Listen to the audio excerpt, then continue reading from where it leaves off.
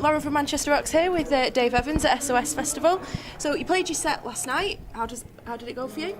Brilliant. Yeah, it was fantastic. I'm very lucky really to have the UK Badasses with me as my backing band, as I have for the whole of the England and Wales tour.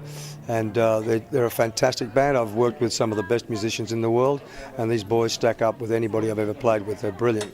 Fantastic. So obviously you tour around the world with different forms of the Badasses. Yes. You've got the UK Badasses for the UK. So how do you go about choosing who's going to be in your Badass band? Well, I usually check them out on YouTube to make sure they've got the goods. You know what I mean? Yeah. And also that they enjoy playing classic rock. Yeah. You know, the classic rock players, and that they really love it. They've got a passion for it, and which most people do. Not many of us left actually doing classic rock. You know what I mean? No, there's not. So yeah, I check them out, and when I arrive in the country, when I have arrived in the countries, I just do a rehearsal. But now they know what my music's all about. They've got my music. They love my music. They have a passion for it already. Yeah. So they just get into the groove with me, and I've got the UK Badasses, the Aussie Badasses, the American Badasses, etc. Yeah. And they love that too. So it's great. So obviously your career has spanned a good few years now. Yes. What would you say has been the highlight of your career so far? Well, gee, it changes all the time. I mean, when I was with AC/DC, for instance, it was the first time I'd recorded. You know, the first time I'd done a film clip, the first time I'd heard myself on the radio and all that kind of stuff. So that was just so exciting, and you can't replace that. But I've done many like big concerts with other bands and stuff like that, and every time I do a new recording, it's exciting. I've just got a new album released called Revenge with Texas blues rock legend John Nitzinger. You know, it's just, and I recorded that in America with all Americans. First time I've done that. Different type of a genre of music. It's rock, but it's sort of a Texas rock, bit of Alice Cooper, that kind of stuff. Yeah. And I was so excited doing that album. Didn't know how it was going to be received. But I've got, Johnny and I have got 5 out of 5s and 1 10 out of 10 for it. So you can't get better than that. So that's exciting as well. I mean, and that's only just happened. So, and to keep touring, as I say, with the UK Badasses, I've just done Norway and Sweden. It was fantastic. And I've got new recordings coming up with my UK label, Rock Sector Records, before I go leave the country. And I've got another recording project started in the United States as well. So, you know, I'm just lucky, I guess. Sounds like you're really busy. Mm-hmm. Yeah. So, when you comes to the recording process, what's the most exciting part for you? The most exciting part really is when you've finished it, to listen to it back and to see what's being created, you know. When you're creating it, you're sort of in a zone, you know. It's like when you're on stage performing, you're in a zone. It's an amazing situation. But afterwards, when you look at the finished product or hear it, that's exciting because it's like an out-of-body experience because I'm listening to it as if somebody else did it. Do you know what I mean? Yeah. And you're going like, wow, yeah, it's pretty good. You know? Yeah. So obviously you get people that listen to your music and are excited by it. What excites you about other people's music? What sort of bands inspire you? What sort of artists? I love music that are songs that got lyrics that mean something. That's important. If it's just a noise or somebody screeching or yelling or somebody that I can't understand the lyrics of, I mean, I just dismiss that completely. I don't even listen to it. The music's really important as well, but not to be repetitive. Yeah. If it's just repetitive drumming, just because he's got a big drum kit, he wants to play a load of the drum kit all the time, that's boring. Yeah. Also with musicians, for instance, like a guitarist, if they're a thrasher, you know, big deal. The guy's usually just playing scales. Yeah. Right. Well, that's not music. You know, that's what you do when you practice. So at home, so that when you go and play music, you can play music. So when it's just scales or whatever, it's repetitive, boring, and so I need music with melody and power and all that kind of stuff, and lyrics that actually tell a story that you understand, that you can be passionate about, that touches you.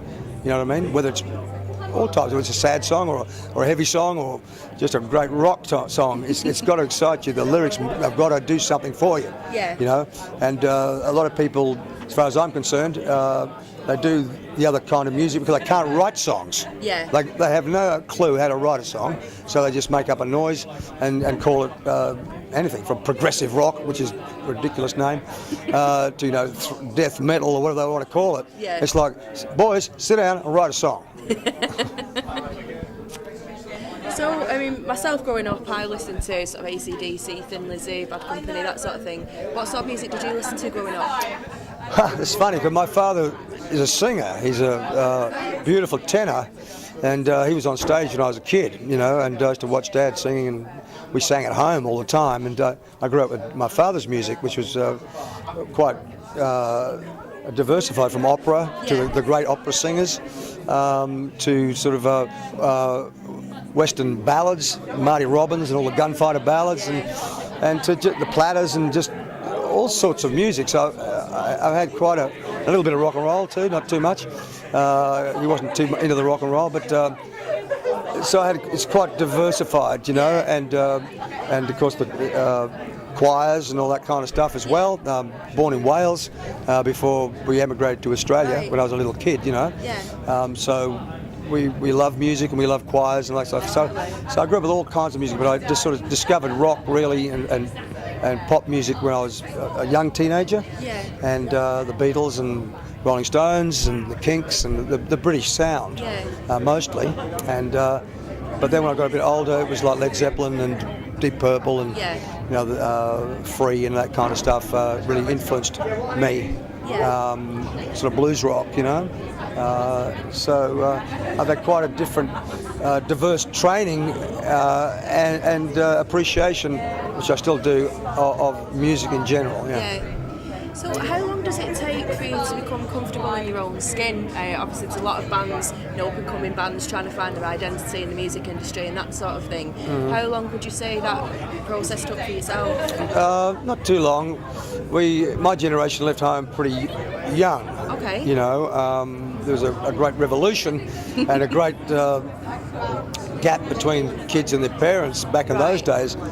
So I was singing at 17 professionally, and I went through the process of doing the contemporary music on the top 40, that kind of stuff. Yeah. And but by the time I was like about 20, I was living in Sydney, and I sort of got in with some blues players. I didn't know anything about blues, and they taught me the blues. They taught me how to sing blues and how to appreciate blues. Yeah. And that helped me to find who I was, because with the blues you get just thrown. This is in A, or this is in G, and you're on your own, mate.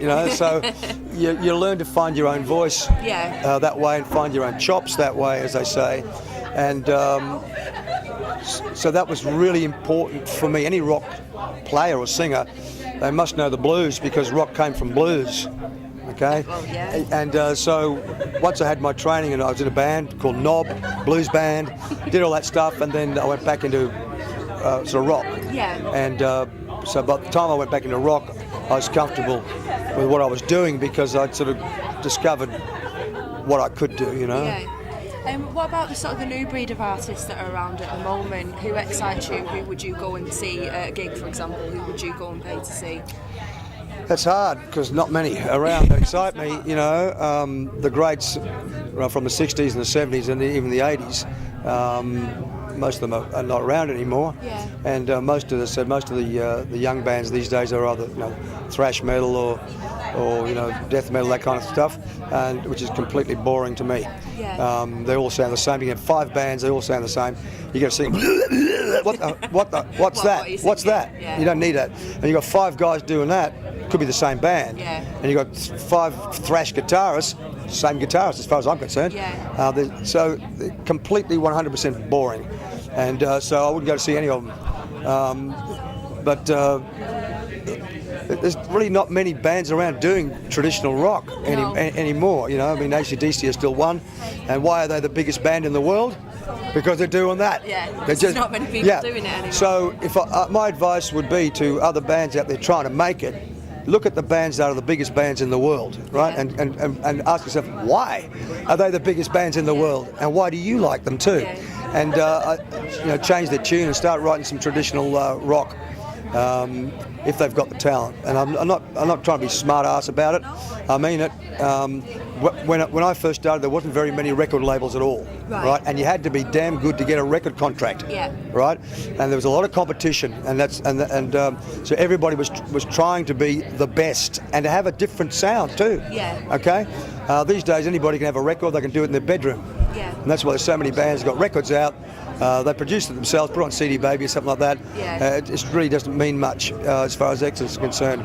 But unfortunately for the bands, most of the major record labels these days are ignoring rock. It is really hurting rock musicians.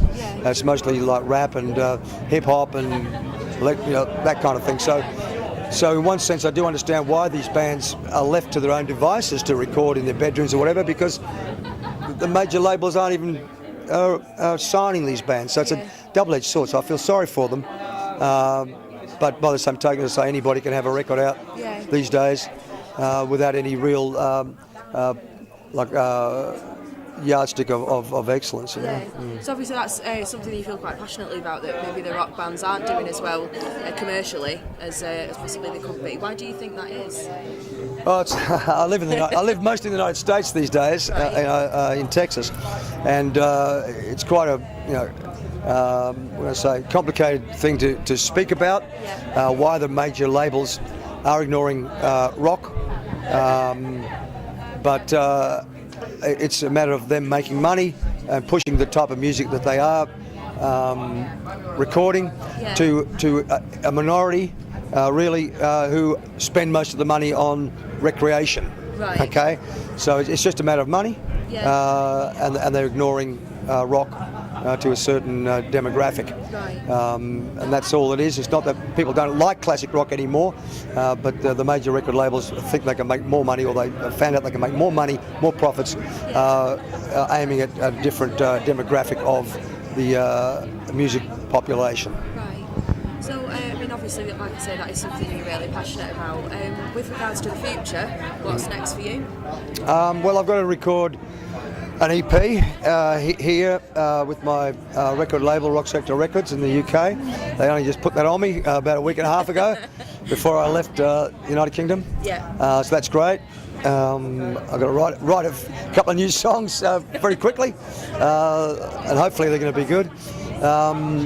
And I'll go back to Australia just for a bit of a break. Because I've just toured Australia, Norway and Sweden, England and Wales. I've also got another recording project in the United States. I've already recorded a couple of songs for that already, and they want me to finish that album. I don't know when I'll be able to do that.